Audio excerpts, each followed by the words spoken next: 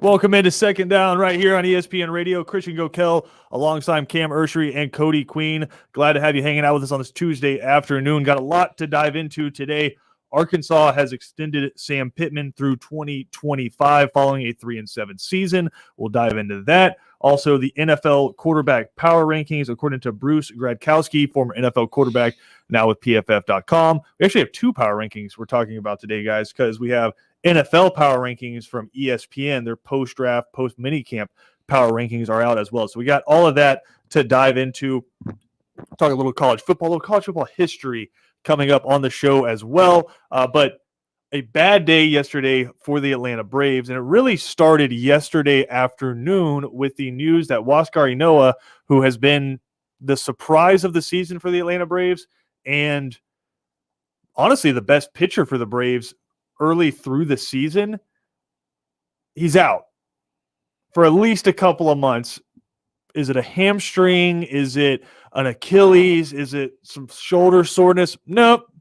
He just got real frustrated after his outing against Milwaukee and decided the best way to deal with that frustration was to punch the bench with his throwing hand. With his $1 million right there. With his throwing hand. Number one, I want to start here, and I know we've talked about this on the show before.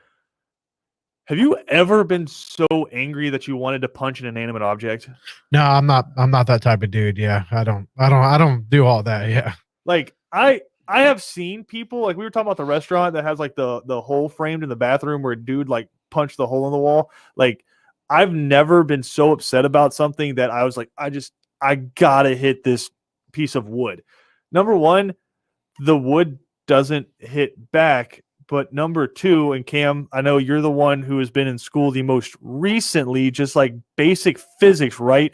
A solid object, right? Where all those cells are packed in there together real tight. It doesn't give, you got your gas, you got your liquid, and then you got your solids, right? Mm-hmm. Punching solid objects usually isn't a great idea, especially being that these hands right here, right, you got a lot of different bones and a lot of different ligaments that you can hurt. And when you have to contort your hand, and it is literally the first thing you have to use for your job, probably not a good idea to go throwing it around. So, I mean, Cam, just mind-boggling to me that a starting pitcher, I get it, he's a young dude, 22 years old, but a starting pitcher in Major League Baseball would get so frustrated that he would hit an inanimate object with his pitching hand. Yeah, he clearly didn't think that through. I've gotten mad before. I've kicked stuff, never punched nothing. Like, what have you? Dang. Oh man. Okay. My TV stand. It was freshman year of college when Falcons blew the Super Bowl. Oh no. I was so upset. So I started kicking stuff. Yeah, that's the old me, man. Now, like I've seen Cody, like players get upset like after. I think the coolest thing you can do in Major League Baseball is like after you strike out, breaking a bat over your knee, because that's just like you're like, dang, like that's or throwing your helmet in the dugout, stuff like that. That's strong. But or I was gonna say, I have also seen people with a baseball bat like just take it out on the water cooler, like with the bat, yeah. You just bash the water cooler, which not inherently my thing. Not bashing the water cooler. I like what the water cooler usually contains, which is either some like really cold water or some delightful Gatorade. So I'm not taking it out on that. That thing's just sitting there doing its job. But if you're going to do something like that and like let the anger out, yeah, grab a bat and just beat the hell out of something. No, I don't do that either. Just chill out, man. Like, well, what he doesn't understand, you got pulled. Maybe this is and I don't think he was upset because he got pulled. I think he was upset because he just had a bad game. But I think, number one, it's a young guy who had been off to a hot start, and the team was trying to get back to 500 and all that. But he needs to realize which city he plays for, and that's Atlanta. And in Atlanta, we don't physically take our emotions out, because if you do that, you're literally going to live on the injured list, because there's going to be a lot of frustrating moments, right? What do people in Atlanta do? Can we internalize it, right? Or from Atlanta, we internalize it. If you're a fan of Georgia sports, I'll even broaden it out outside of Atlanta. If you're a fan of Georgia sports, if you got upset every time something happened, you would literally be upset, probably had to be committed, but be upset all the time. Now, Yeah, you'd be beating yourself up. internalize it, Yeah. Cam. You just let it sit inside you and brew up until, like you said, something happens where you blow a Super Bowl lead. But even that, like, that's just more scar tissue on top of it. So when you see the Falcons blow the Super Bowl in 2017, then when you watch Georgia get scorched in the national championship for a walk-off touchdown, you don't even physically react. Like, if somebody was watching you when that happened, or at least watching me when that happened, just deadpan, staring at the TV, accepting it, because I know that's what my reality is. I choose to be a Georgia sports fan, and I accept that. I think Wasgard needs to understand. You play for Atlanta, man. Things like that are going to happen. You can't be punching the bench every time a bad thing happens. Yeah, that's true. I remember when, the Super Bowl, I was kicking stuff. Then the next year, Georgia blows the game. And I'm in the basement with my friend. I'm like, well, on the next season, we're used to this now. We should know. I mean, they were doing it in 2012 when we lost to, I remember the Falcons lost to San Fran in that NFC championship, blew that one. It's just, they've been doing it for years, man. So Atlanta, mentally, we're just different. We're prepared all the time. Oh boy said field goal kick. Bam! Yep. Did you hurt yourself? Nah, I didn't. Were you on the injured list? Nah, I wasn't on the injured list. Thank God. Oh my God. Again, Waskar, he's going to be out for, quote, a while after breaking a bone in his hand when he punched a bench. And then yesterday, doubly worse, the Braves fall to the Mets 3-1. Hang on. Is there any disciplinary actions for this? For team wise? I think the disciplinary action is you literally can't play. Oh yeah, but you still get paid for being an idiot. What are you gonna do? He's a 22-year-old. He's one of your best prospects, and so he can be unprofessional at 22. He had a stupid moment for 2 seconds. Yep, and it costs months. Well, dude, they already have a problem with pitching and stuff like that. This could screw them. Are you gonna suspend dudes when they're out? If they're out on a bike and you have fine them, do something, dude. I don't think you fine him. I think he's probably learned his lesson. The fact that he broke his hand. Probably not doing that one. Extra learned his lesson. How about that? I don't think you need to find the guy who's been your best pitcher so far this season. But again, you fall to the Mets yesterday 3-1, and just another crazy injury. Kevin Pillar was hit in the face with a 94-mile-an-hour fastball from Jacob Webb, and it was brutal. It took a while. When you tense up when you see something bad, somebody get hurt, and it wasn't one of those moments where it was oh, what's trending on Twitter? Let me see that. I was watching the game live because it was a crucial situation in the game. And then the fastball, you got a left-handed batter, right-handed pitcher, and it just tracked. And it's like it had a heat-seeking missile towards his face because Pilar moved his face away and it just tracked. How terrifying is that? But it was just and obviously he's the one who was in the most pain, but just watching it was my entire body clenched up and didn't unclench for about 10 minutes. Because, dude was multiple broken bones. Luckily, he's fine, but multiple broken bones in his nose. Oh, my God. And it was just Cody, if you hit your nose anywhere, tearing up and gushing blood. Gushing blood. And, it's a lot of blood when you have to bring out the grounds crew to clean it up. Not just a towel and dab it up or kick some dirt over it. You had to bring out the grounds crew. But again, luckily he went to a local hospital. They did CT scans. All of those came back negative. Did have some broken bones in his nose, but again, about as fortunate as you can be when you get hit in the face with a 94-mile-an-hour fastball. What I thought, dude, holy yeah. Well, I thought two things were fascinating last night. Number one, whoever was in the graphics department for ESPN, how in the hell you got this research that fast? I don't know. I guess that's why you're the worldwide leader.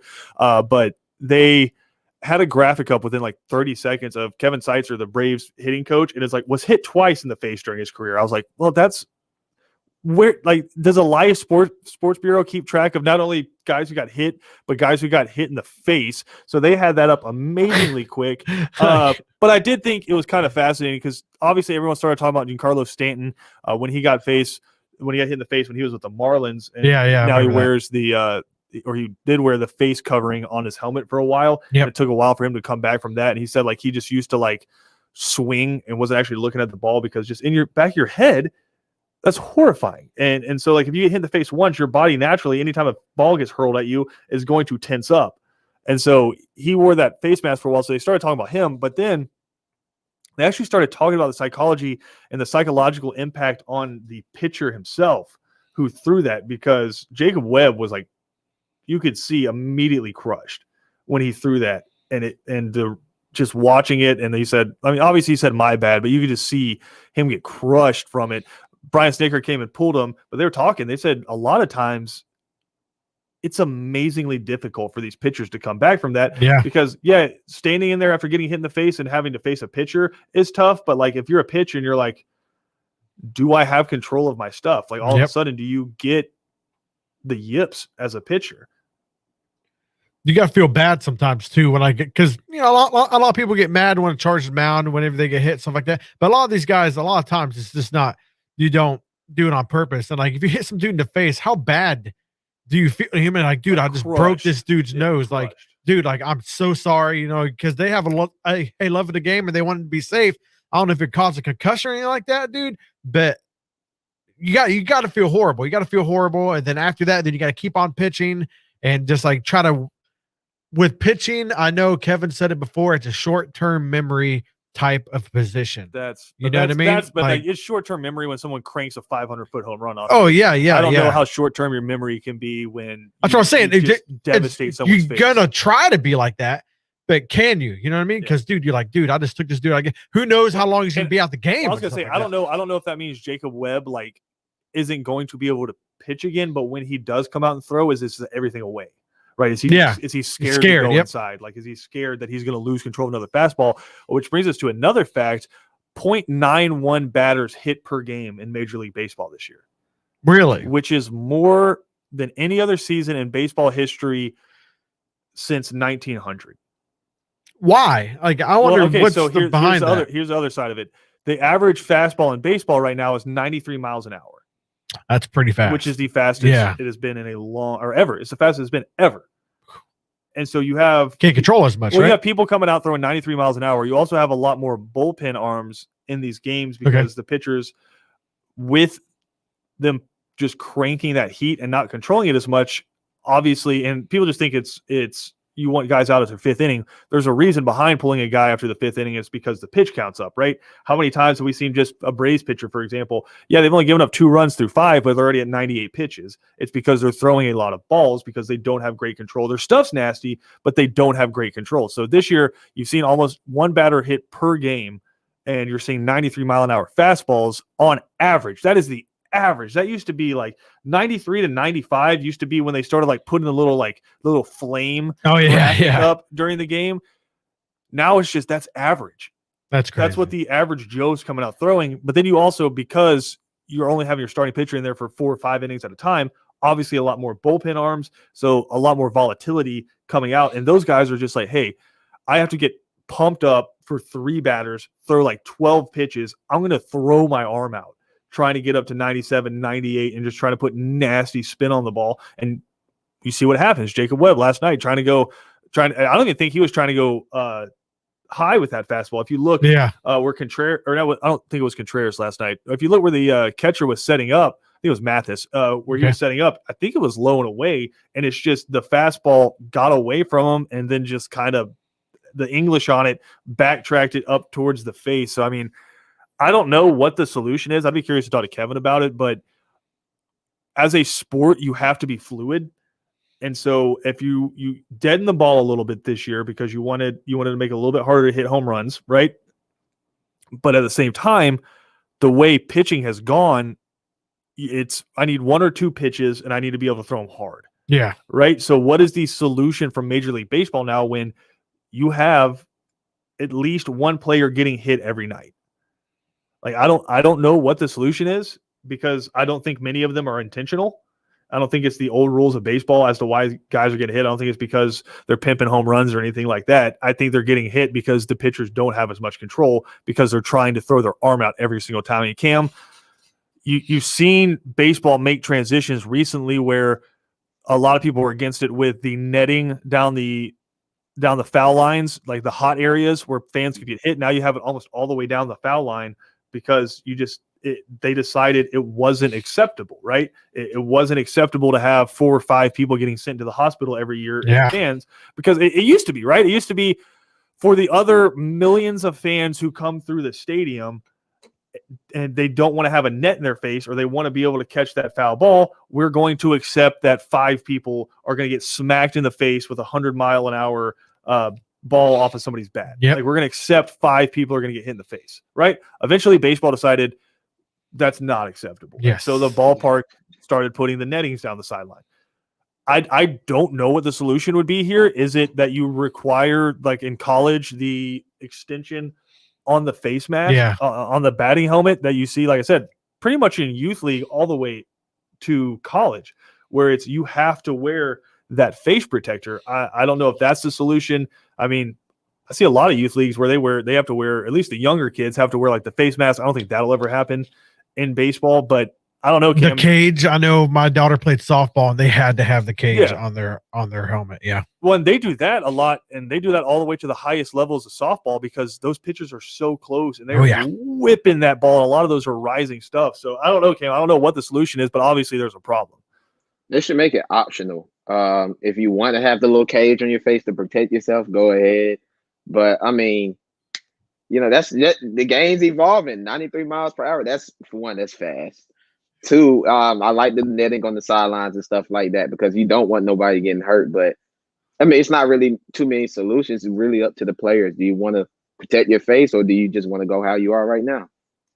That's interesting. I don't know if you make it a punishable act for pitchers and saying if you hit somebody, you're out. Like, I don't know if that's something, or if it's a viewable thing for the umpires. Again, it's so tough because I think you would have to put in a lot of fine print in that, because how many times do dudes just get hit on the toe because somebody throws a backdoor slider and it just goes down and in on them and hits them on the toe? Like, I don't think you're throwing somebody out for that, but I think once you maybe get up towards the shoulder and the face and you hit somebody there, then maybe you just tell pitchers, look, if you lose it and it hits somebody in the face, you're out.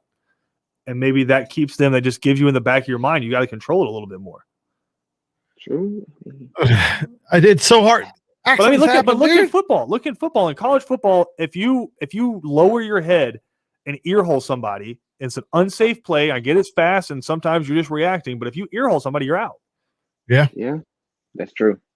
Because when it gets down to it, like, there's nothing more important than the players playing the game and their safety. If you really want to get down to the business side of it, what if it hadn't been Kevin Pillar last night? What if it had been Mike Trout?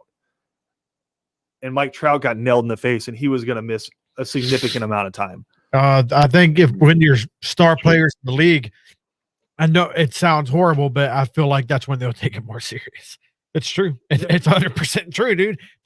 Just like the NFL did with Tom Brady and all that stuff. They change rules because they're star players. So well, I mean, the left maybe tackle had become the second highest paid position on the team until Joe Theismann's leg got snapped. That's true. So it's just, sometimes speaking the truth. Yeah, it takes something like that. We got more to come, though. We got a couple of power rankings we got to dive into. We'll talk a little college football as well. Christian Gokel alongside Cody Queen and Cam Ursery here on Second Down. We'll be right back after this.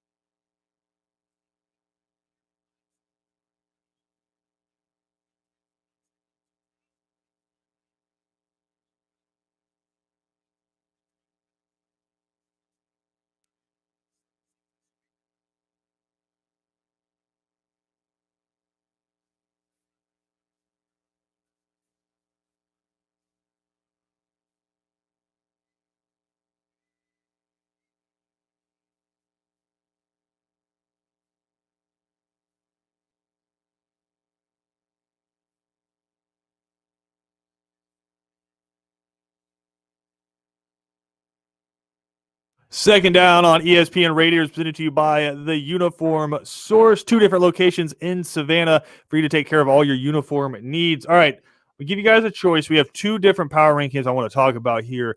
I'm going to let you guys decide which one you want to talk about first. Bruce Gradkowski, former NFL quarterback, now with PFF. He put out his top 32 starting quarterbacks for 2021.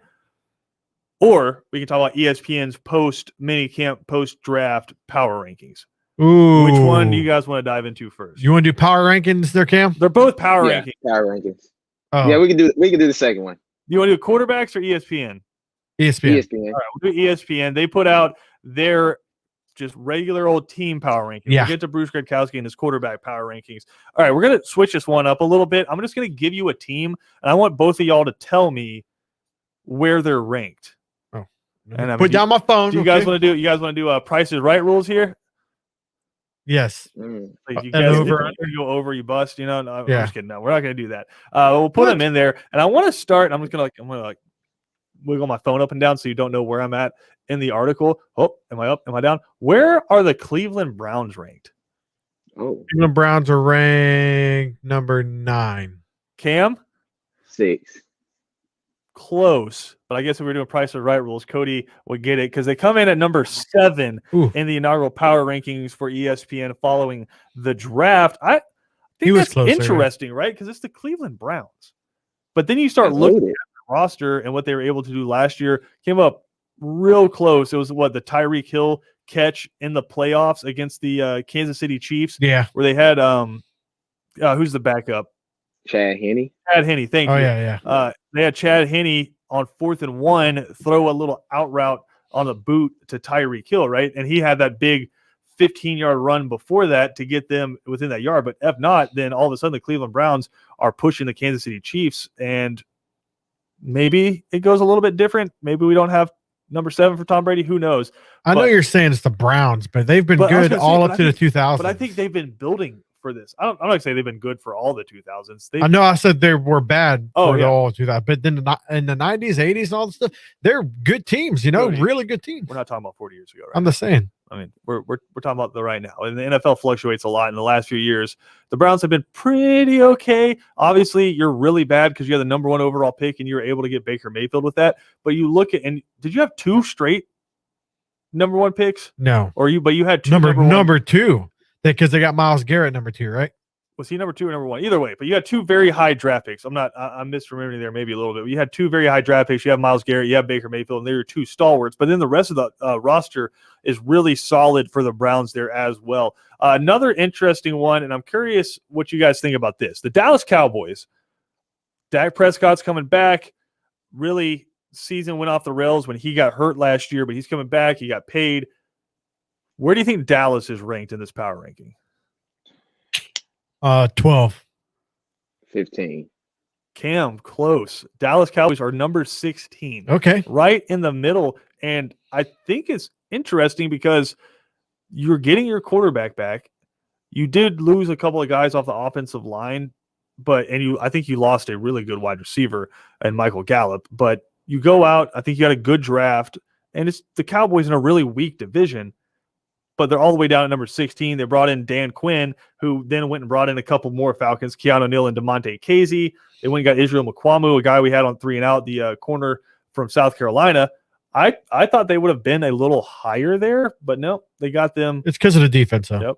Yep. This one is interesting as well, I think. Who do you think is ranked higher, the New Orleans Saints or the Atlanta Falcons? Ooh, Falcons. I go to Saints by a tad. Who would you have ranked higher? Falcons. Saints. Because they have a for sure quarterback. Saints don't. The Saints are coming in at number 18. Okay. Falcons are 21. Whoa. Dang.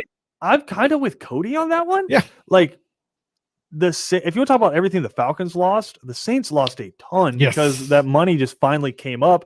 They spent everything they had on trying to win another Super Bowl while Drew Brees was still there, and he didn't. And now that money's coming up, and they lost a ton of guys. And then the Falcons, not a great offseason as well. I mean, obviously a new coach coming in, new everything coming in.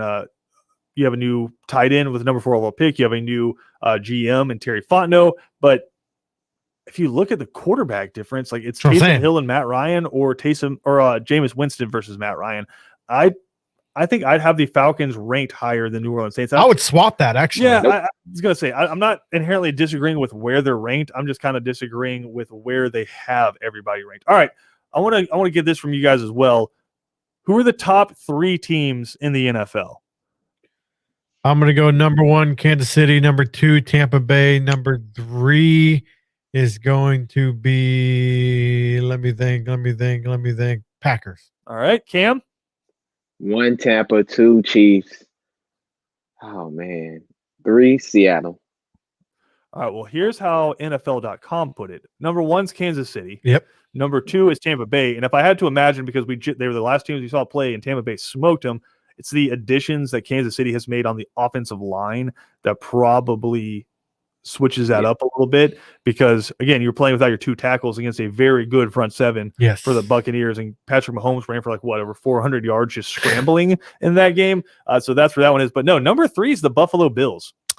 Okay, I can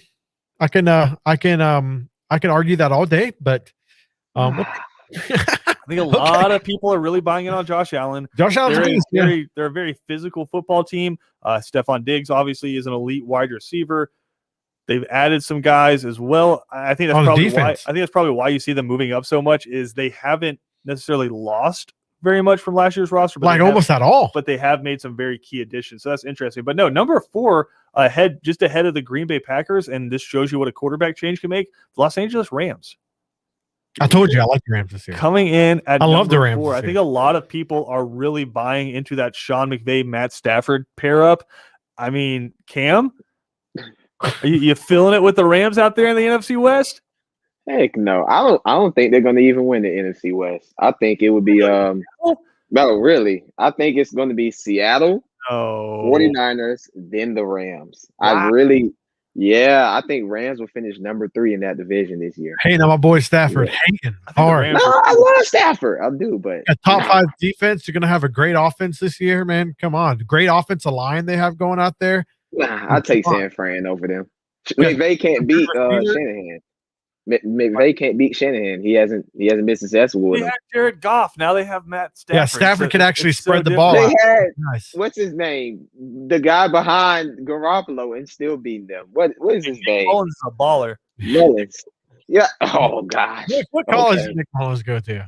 No clue. Was it Southern Miss? I think you're right. Yep, it was Southern Miss. I know that. It was the same college as Brett Favre. Yeah, if I got that right, I'm ashamed of myself. But just rounding out the top 10, Green Bay is number 5. Baltimore comes in at number 6. Cleveland, as we said, is number 7. Seattle, number 8. And San Francisco comes in at number 9 with the Tennessee Titans rounding out the top 10. Southern Miss, Dang, it is. I'm not proud of myself for knowing that. That's we only get to live one life. We only have one brain, and there's only so much space you can have there. And it's in there with Nick Mullins. Yeah, I could be doing so much more with my brain than knowing that Nick Mullins went to Southern Miss, but here we are.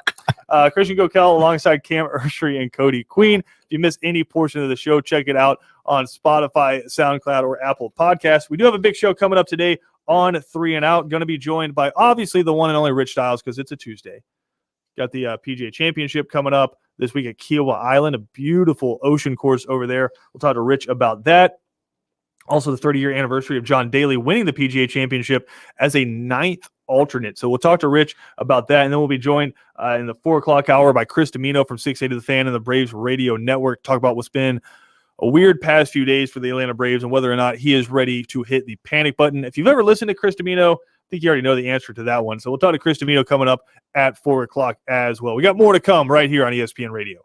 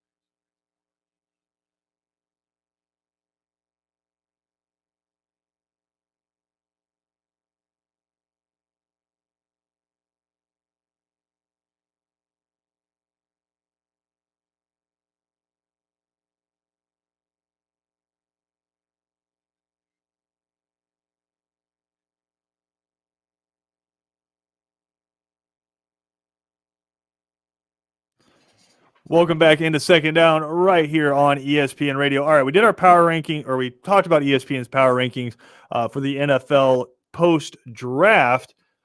Now we have PFF and Bruce Gradkowski put out their power rankings of the top starting quarterbacks in the NFL, and I think there's some interesting notes in here. And the first I want to start off with is something that we talk about a lot, or at least I guess I won't throw we in there, as Matt Ryan being a top 10 quarterback.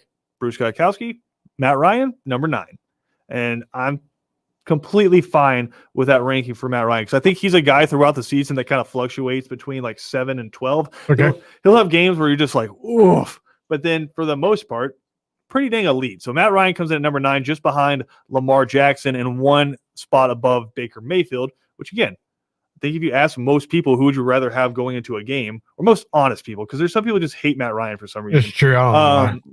I think if you ask like most honest people, you need to win one game. Who you rocking with? Is it Baker Mayfield or Matt Ryan? Most people are taking Matt Ryan. But going down the list, a couple that surprised me. Number 12 is Ryan Tannehill.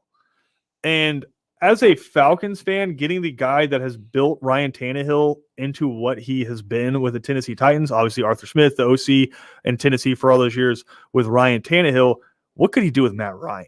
That's what I'm excited about. But the ones I wanted to ask you guys built him. What do you? He was good in Miami. Got injured. Not good with Miami. Really? He was not good. With Miami. He wasn't good. Yeah, he was very average with Miami, and he all of a sudden became horrible Miami team. He became the NFL's passing leader. He had Jarvis Landry and a multitude of other. I think they made the playoffs one year though. Yeah, lost to Pittsburgh because of him. He did not. Right? Oh my God! I didn't know Cody was a Ryan Tannehill. I am. I die hard. Apparently, here we are. But Miami, 4,000 yards, 4,200 yards. Then got injured. I'm just saying 3,900 yards. I'm just saying 27 touchdowns, 24 touchdowns. So better numbers than he had last year with the Titans. Less than 2 touchdowns a game. Balling. Less than 2 touchdowns a game with the Dolphins is what Cody's going with there. But a couple of interesting ones there. Number 15, Justin Herbert with the Los Angeles Chargers. A lot of people are really high on him. I am. He makes some stupid throws. I think I am too. He was rookie and he did amazing. Yeah, I think Justin Herbert is going to be really good, and especially year 2, if he can take that next step, all of a sudden that Chargers team has a great roster. That's good. If he can become a really good quarterback, then I think they can start pushing in that division. Number 16 is Ben Roethlisberger. And I know you're a Ben Roethlisberger stan too, Cody. I am. I actually agree with that 16. I thought you would have wanted him higher. He is getting older. He is a key piece to the team. But that's the thing. He is a key piece. He is a team kind of mold guy. And he throws for a lot of yards. That's because they have not had a good running game lately. So it's kind of fluctuated. So I agree with 16 to 14. But here's my thing with Ben Roethlisberger, because everyone always talks about he throws an amazing deep ball. He did throw an amazing deep ball. And this is again from PFF. He led the league in shotgun pass attempts with 640, but he also led the league with pass attempts under 10 yards. Yeah, that's what I'm saying. He's getting older, It's just it's dink and dunk. Yep. Hit the drag route, hit Juju Smith-Schuster on a slant, some screen passes. He can still hit some downfield throws, but it's not the Ben Roethlisberger we used to see in a pass. All right, Joe Burrow's number 18. Ryan Fitzpatrick, number 19. My boy. Bruce Gradkowski, an old NFL quarterback, standing up for the other old NFL quarterback there, and Ryan Fitzpatrick. Daniel Jones, number 20. That one kind of hurt my soul. He's down there, yeah. That one kind of hurt my soul a little bit. But then immediately following Daniel Jones is Trevor Lawrence at 21, a guy who has not taken a snap in the NFL yet. He has him above Jimmy Garoppolo, Carson Wentz, Jameis Winston, and Taysom Hill, Justin Fields, Jared Goff, Cam Newton, Sam Darnold, Tua, Zach Wilson, Jalen Hurts, and Drew Lock. He has him higher than that's crazy. Jared Goff. I'm not a huge Jared Goff fan, but Jared Goff has proven thrown over 4,000 yards a few times. Well, I think the way you have to do that is you can't say which quarterback would you rather have, because then it's going into the future, obviously I'd rather have Trevor Lawrence and Jared Goff. But if you say going into a season for 1 year, 17 games, which quarterback would you rather have, Jared Goff or Trevor Lawrence? Because this is what a power ranking is for just this year. Which guy would you rather have leading your team? Jared Goff. I'm taking Trevor Lawrence. Won a national championship as a freshman. Jared Goff gets hated on. Now he's a rookie. I think Jared Goff is very average. Yeah, middle of the pack. He shouldn't be that deep. 16. Jared Goff was just 16. like really good a few years ago. Dang, Right, I don't know. He's got a cannon, son. I mean, a lot of He quarterbacks. does. Cannon. I mean, Drew Lock has a cannon, Cody. Drew Lock. Remember that shootout? Remember that shootout against Kansas City? Accurate cannon. Drew Lock absolutely has. I watched cannon. every Broncos game last year. Remember that shootout against Kansas City? Oh man, one of the best games ever. And Jared Goff outdueled Pat Mahomes. Oh man, the Jared Goff hate. Yeah, I don't know. It's the hate, and it's on the show. The man sitting And right Jimmy G. Hard. And Jimmy G. I'm not a Jimmy G fan, but You know me either. I mean, we went to the Super Bowl, but I'm not a Jimmy G fan. I was Jimmy G hopeful for a little bit. You remember the whole went to a Super Bowl thing. I think we can kick Defense. that can, right? I mean, Chris Chandler took the Atlanta Falcons to a Super Bowl. Yeah, let's kick that can down the road a little bit, man. Like that defense was amazing, and offensive line. I mean, again, well, Peyton Manning to the Broncos to the Super Bowl. Peyton Manning to the Broncos to the Super Bowl once. Yes. Von Miller where took them to the other Super Bowl with the carcass and keep believe and all that. Yeah, with the carcass of Peyton Manning in like a wheelbarrow that they put out behind center, and Brock Osweiler having to step Didn't in. he? Yeah, he threw for under 3,000 well. yards, and I think he threw for more interceptions than touchdowns. But like surprisingly, had like a pretty amazing game in the Super Bowl. He did, yeah. I think we went for like over 250 yards. Yeah, I think he must have 300. It was weird, but like he hit Jacob Tammy like for a big long touchdown in that Super Bowl. But again, the whole Jared Goff went to a Super Bowl and scored 3 points against the Patriots. Okay, that is. But I'm just thinking about everything he did before the Super Bowl game. There's a video of Bill Belichick like going over to his like Jason McCourty and the guys on the sideline being like, if you guys don't mess up, they literally can't do anything. Like that. I get it. You went to the Super Bowl. Jimmy Garoppolo, same thing. Did he go to the Super Bowl, or did Raheem Mostert have like 250 yards rushing against Green Bay? It's true. Oh yeah, that made me mad that day. Windows, right? Mm-hmm. We always talk about windows. What does having a great NFL quarterback give you? It gives you a consistently cracked open window, right?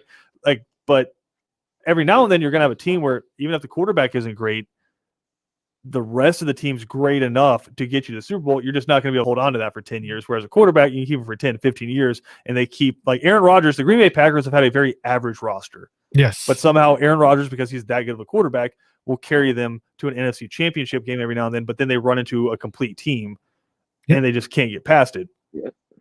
I think Jimmy Garoppolo and Jared Goff are ranked where they should be. I think they're very okay NFL quarterbacks. I think Trevor Lawrence has potential to be an extraordinary NFL quarterback. And if I was going into this season, and if I'm being honest, like which ones would I rather have? Like if they were going to play on the same team, which one do I think would win more games? I think Trevor Lawrence would win more games. So you think Trevor Lawrence is going to have better? That's not what I'm saying. Better season. Because I don't think. Oh, you're saying if like Trevor Lawrence went to San Fran? I'm saying Trevor Lawrence went to San Fran. Yeah. No, what I'm saying is, because the Lions are bad. I think if you wanted to put the money out there right now, like I would say Jacksonville gets more wins than the Lions this year. The Lions are bad. But what I'm saying is if you put all of them on the 49ers, if you put Trevor Lawrence, Jared Goff, and Jimmy Garoppolo on the 49ers, which one would win more with that team? I think it's Trevor Lawrence. I don't think so. I think it's Trevor Lawrence. All right. I can't. I agree with you on that. I can't even lie on that. I agree. Right now, He'd be Trevor Lawrence. Cody's thing is he has like I got to prove something first. I forget who you said this about, but you were like, until they take a snap in the league, I'm not going to say they're better than any NFL quarterback. Yes, that's me. Like, so it's like you don't think Trevor Lawrence right now is a better quarterback than AJ McCarron. No, not like that. Starting quarterbacks. Well, that's a relative thing because AJ McCarron has started games in the NFL before. But he's not a starting quarterback. The argument changes. The argument changes. We got more to come here on Second Down. We'll come back. Final segment next.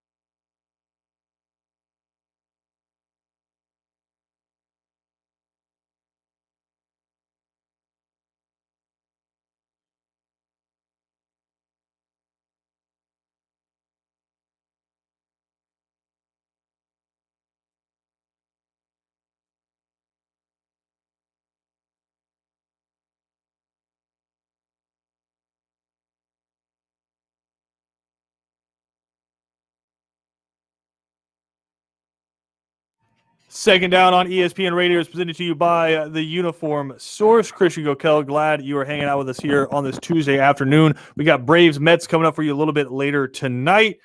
But, guys, I did want to talk about this, an interesting story from college football. Sam Pittman, after a 3-7 season in his first year as the head coach for Arkansas, just signed an extension through 2025. Now, I'd be curious how many times after only winning 3 games, a coach has signed a multi-year extension at a Power 5 school.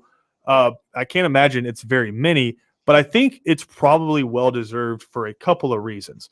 Number one, they won 3 SEC games last year. It wasn't all SEC schedule, but even if you're like, well, Christian, if they added 2 more games and they were non-conference games and they won those, he would still be under 500. Does he really deserve an extension? Go look at where Arkansas is right now in the recruiting rankings, and I'll also say this. They had 0 SEC wins the 2 years prior to Sam Pittman getting to Arkansas, and he tripled that in 10 games. And he lost a lot of games by just 1 score. I think if you think back to his first game against Georgia, nobody expected Arkansas to give that kind of a fight, right? And at least for a half, they had Georgia sweating. So I think it's a well-deserved thing. But, Cam, I also think there's something interesting about this where some coaches just fit programs, right? I think that's anywhere in any sport, right? Like Mike Tomlin fits the Pittsburgh Steelers. Like it's just he can have an 8-8 season, and there's not even a conversation about his job, right? I'm not going to put Bill Belichick in there because if you win that much, you pretty much guarantee your job. But I'll say like Ed Orgeron at LSU, where he just fits the job, where this offseason, was there a little bit of heat around him? Yes, but it had nothing to do with what was going on the field. LSU, obviously, with some institutional control stuff going on there. But I just think there are certain coaches, Cam, where they fit their team and they fit their program, and that's a huge value. Yeah, well, they want to build a foundation. Like you said, triple wins. They don't want to just, okay, in 2 years he's bad, let's fire him. Let's just get him under contract, have him for the extension, and we can build this program. Because they competed this year. They're on the up and up. They competed. Not saying the top 25 team, but they were no slouch. And finally, Arkansas was relevant years ago, 10 years ago, and now he's trying to get them back on track. And he's recruiting well. Yeah, I was going to say, Arkansas, very highly rated in the recruiting rankings, and I think that signals something to those recruits where Sam Pittman can say, listen, I'm going to be here at least through when you go through school. So interesting stuff there out of Arkansas. Big show coming up today on 3 and Out. Don't go anywhere. BJ Bennett, Kevin Thomas, and Ben Troop up next.